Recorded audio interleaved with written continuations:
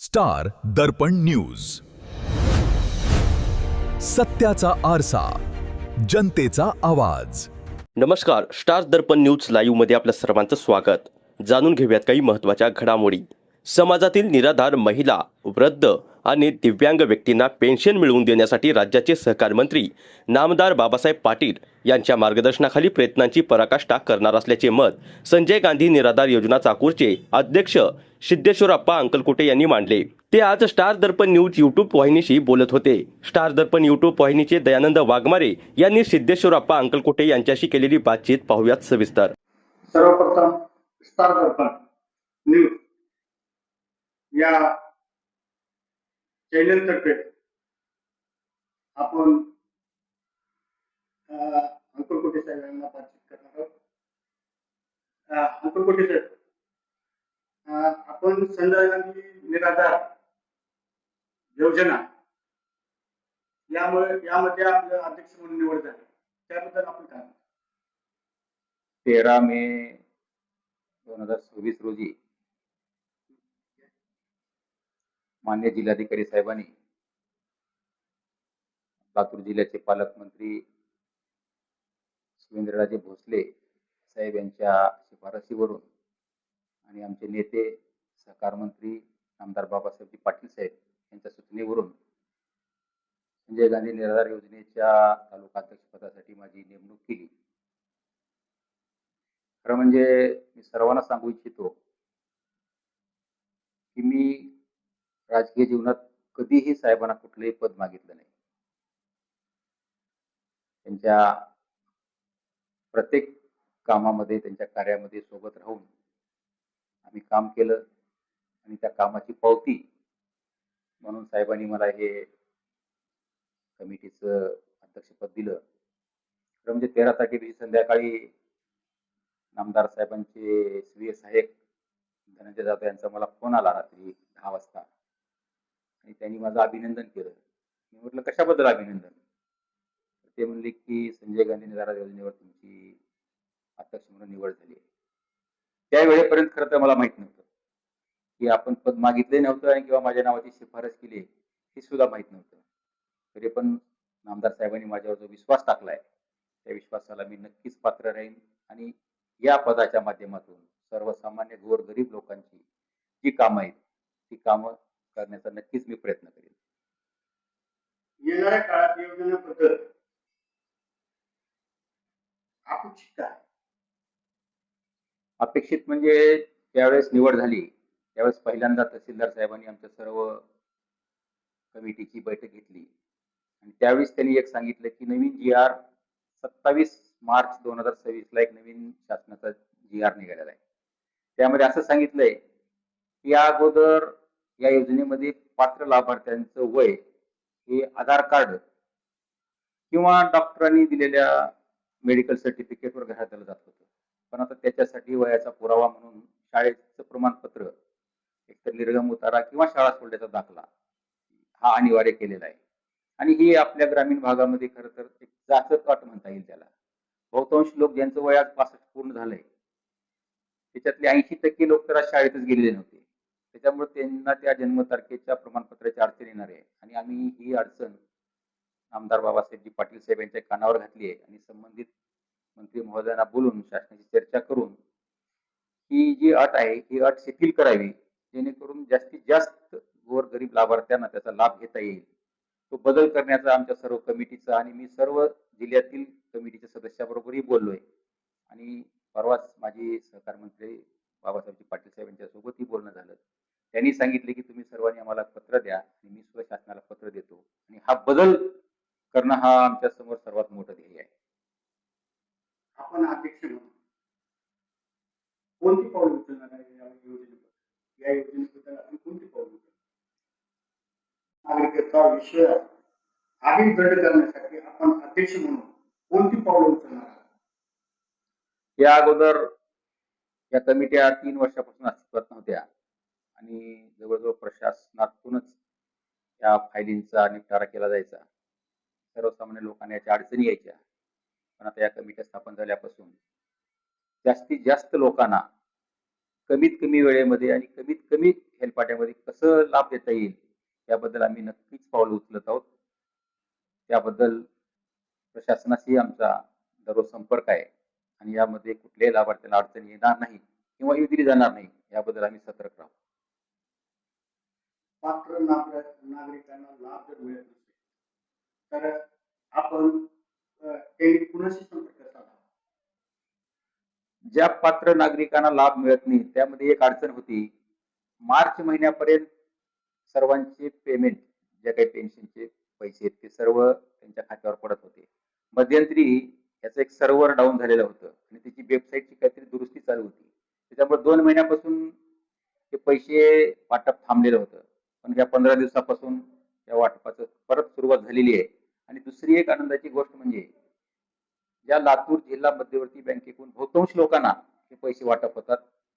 याच जिल्हा बँकेचे माजी चेअरमन, विद्यमान संचालक तथा या राज्याचे सहकार मंत्री बाबासाहेब पाटील साहेब यांनी सर्व बँकांना, जिल्हा बँकांना सूचना केली आहे की या बँकांनी तिथल्या कर्मचाऱ्यांना घेऊन प्रत्येक गावामध्ये जाऊन या पैशाचं वाटप करायचंय.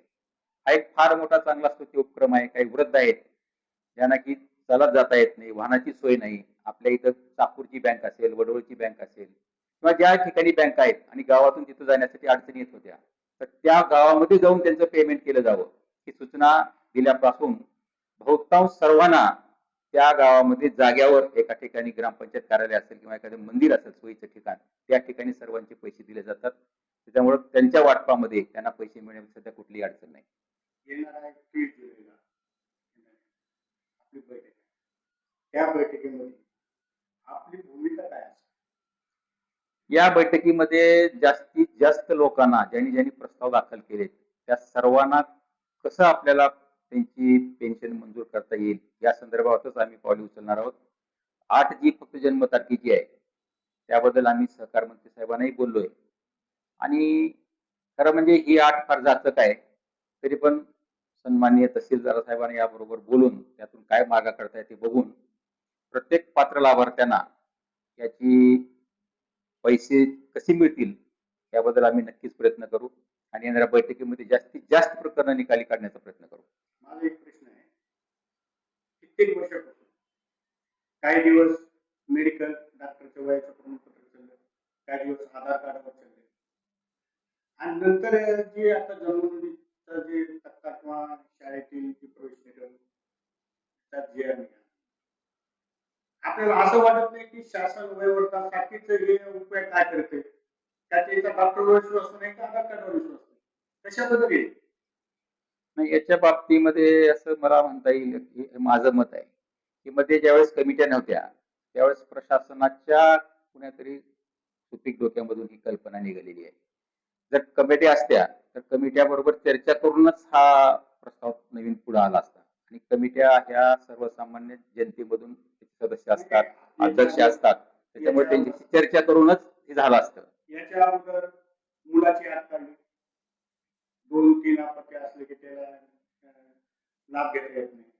नंतर डॉक्टरच्या वयाचं प्रमाणपत्र अध्यक्ष साहेब आम्हाला हे विचारायचे, महाराष्ट्र शासनाचे जी आर जे निघते एकासाठी लाभार्थ्यासाठी वयोवर्गासाठी आपत्तीची आत घातली, 2 किंवा 3 अपत्य असले त्याला पेन्शन. नंतर आधार कार्डाची आत घातली, आधार कार्ड 65 वय असलं तरच तुम्हाला त्याचा लाभ भेटेल. नंतर मेडिकल वैद्यकीय अधिकाऱ्याच्या वयाची आत घातली, त्याच्यावर भेटेल. आता जे शासनाने काढायची आहे त्याच्यामध्ये असं म्हणलंय की त्याला प्रवेश निकम किंवा शाळेचा दाखलाच पाहिजे, असं का? मला असं वाटतंय आता ही माझं स्वतःचं मत आहे की या कमिट्या ज्यावेळेस अस्तित्वात नव्हत्या, 4 वर्षापासून 3 वर्षापासून कमिट्या अस्तित्वात नाहीत, त्यावेळी कुठल्या तरी अधिकाऱ्यांच्या सुपीक डोक्यातून या कल्पना निघालेल्या असतात. ज्यावेळी असे नवीन नियम तयार करायचे, नवीन जी आर काढायचा, त्यावेळी जर कमिट्या अस्तित्वात असल्या त्यांच्याबरोबर चर्चा केली जाते आणि या कमिट्या म्हणजे काय असतं की सर्वसामान्य लोकांमधून घेतलेले सदस्य असतात. त्यांना सर्वसामान्य लोकांच्या अडचणी माहिती असतात. या अडचणी त्यांच्यापर्यंत पोहोचण्याचं एक माध्यमच बंद झालेलं होतं. त्याच्यामुळे आता हे नवीन कमिट्या स्थापन झाल्यात आणि ज्या काही जाचकाठी तयार झालेल्या आहेत त्या जाचकाठी जास्तीत जास्त आपण काढण्याचा प्रयत्न करू. आपण सत्तेमध्ये आहोत, सहकार मंत्री आपले अत्यंत कार्यक्षम आहेत आणि आपण त्यांच्याबरोबर चर्चा करू. त्यांनी सांगितलं की शासनाबरोबर आपण बोलून ज्या काही जाचक अटी आहेत, जे जाचक नियम आहेत ते शिथिल करून जास्तीत जास्त लोकांना कसा आपल्याला लाभ देता येईल त्यासाठी आपण प्रयत्न करू.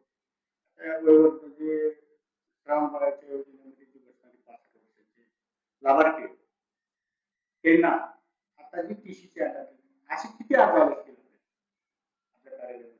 नाही, सध्या तर असं आहे ज्यांच्याकडं प्रवेश निर्गम किंवा शाळा सोडायचा दाखला उपलब्ध नाही त्यांचं त्यांनी ऑनलाईन करणंच बंद आहे.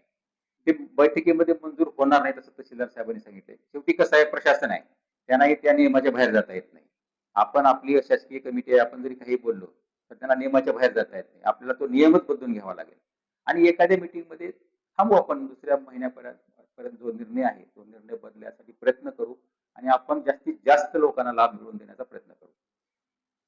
माझे म्हणणं असं आहे की सहकार मंत्री बाबासाहेब पाटील यांनी आपण कल्पना देऊन जास्तीत जास्त लोकांना लाभार्थ्यांना लाभ कसा भेटेल आणि जी ही जाचक जी आहे जे शाळेचा प्रवेश निर्णय, याच्या आधारे दुसरा कोणता तर पर्याय करून त्याला लाभ कसा भेटेल याच्या पूर्ण आपण अध्यक्ष म्हणून त्याची पूर्ण हे करा असं मला वाटतं. तुमचं म्हणणं आहे? नाही, बरोबर आहे. त्याच्यामध्ये तो जी आर त्याच्यामध्ये सांगितलंय की जन्म तारखेचा दाखला, शाळा सोडल्याचं प्रमाणपत्र अनिवार्य, हा एकच मुद्दा आहे. त्याच्यामध्ये आम्ही असं सांगितलं साहेबाला की त्याच्यामध्ये दोन अजून हे देऊ शकतात, त्याला आपण पर्याय देऊ शकतो. एक आधार कार्ड किंवा वैद्यकीय प्रमाणपत्र. कंपल्सरी वैद्यकीय प्रमाणपत्र. वैद्यकीय प्रमाणपत्र तुमच्याकडे उपलब्ध असेल, वैद्यकीय प्रमाणपत्र, आधार कार्डावर तुमचं वय पूर्ण होत असेल, आधार कार्ड, जर शाळेचा पुरावा असेल तर शाळेचा पुरावा आहे. तिन्ही पैकी जे कोणतं असेल त्याच्यावर द्यावं असं आमचंही मत आहे. सर, माझं म्हणणं एक आहे की या योजनेचा लाभार्थी असेल किंवा त्याने फॉर्म भरला असेल, त्याला जर अडचणी आली तर त्यांनी कुणाशी संपर्क साधावा?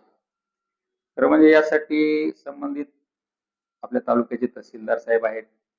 अडचणीसाठी तर आपण त्यांनाही भेटू शकता आणि मला स्वतःला आपण कधीही जर फोन केला कुणीही लाभार्थ्यानं, माझा फोन 24 तास चालू असतो. कधीही फोन करा, माझा नंबरही मी तुम्हाला सांगतो आणि मला इथून तहसील आपल्या नंबर सांगतील तर बरोबर.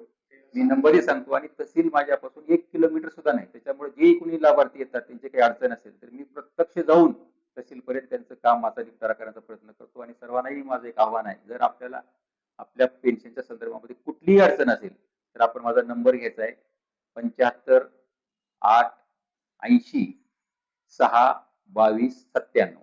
नंबर परत एक वेळा ऐका, 75 8 80 6 22 97.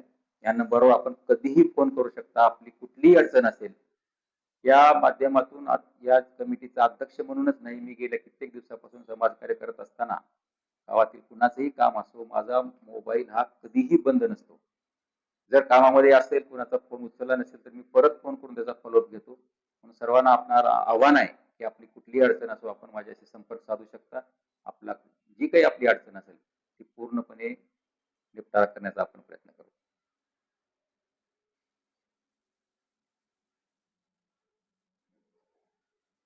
आपण आमच्या चॅनेलची संपर्क साधा. तसेच आपण या योजनेमध्ये जे लाभार्थी आहेत त्यांना जास्तीत जास्त लाभ मिळावा असा आपण माणूस दाखवला. आमच्या चॅनलची बातचीत केल्याबद्दल या योजनेबद्दल आपण नागरिकाला विश्वासात घेऊन किंवा दृढ हे करण्यासाठी आपण अध्यक्ष म्हणून कोणती पावलं उचलणार? खरं म्हणजे जवळजवळ 3 वर्षापासून या कमिट्या अस्तित्वात नव्हत्या आणि प्रशासनच या ज्या काही प्रस्ताव आलेले आहेत लाभार्थ्यांचे, त्या प्रस्तावाची छाननी आणि मंजुरी करत होती. त्यामध्ये बऱ्याच अडचणी येत होत्या सर्वसामान्य लोकांना.